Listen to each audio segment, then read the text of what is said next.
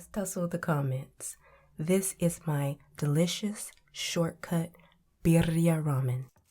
Now to make it, you're going to take a chuck roast and you're going to season it up really, really well. You're going to add in some cumin, some lawrys seasoning, some black pepper, onion powder, garlic powder, a little bit of paprika, some oregano. I'll make sure I leave all the seasonings below. Just make sure you get it nice and seasoned on both sides. And we're going to pat that seasoning in.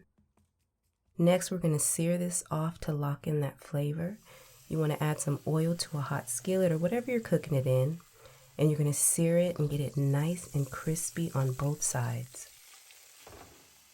Look at that. Isn't that beautiful? So let's get ready to fight. You're going to take a can of El Pato salsa para enchiladas. Now let me tell you, by the end of this cooking session, it does not taste like enchilada sauce. It tastes like a delicious birria.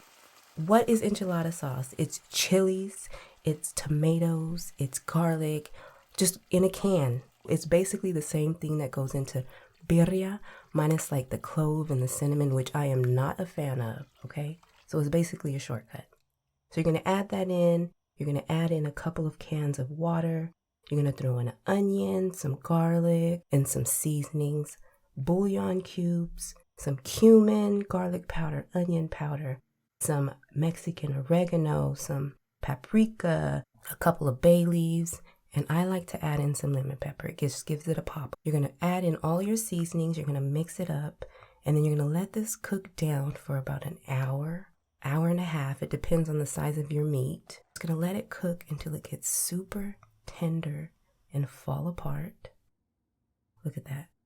Now, if you cut your meat up before you cook it, it'll be done faster, so it's totally up to you. You're going to remove it and you're going to shred it, and look at that juicy meat, y'all.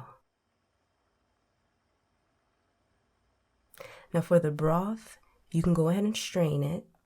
Now if your broth is a little bit too thick by the end of your cooking session, you can go ahead and add just a little bit of water to thin it out.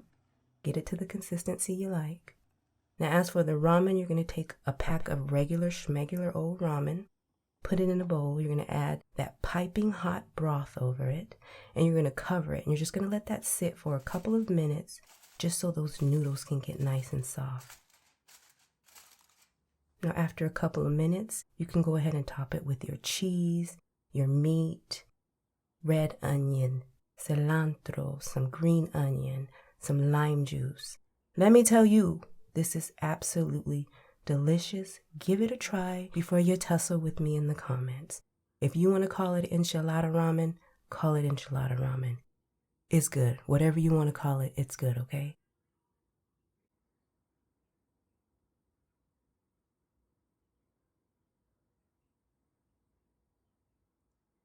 Yum.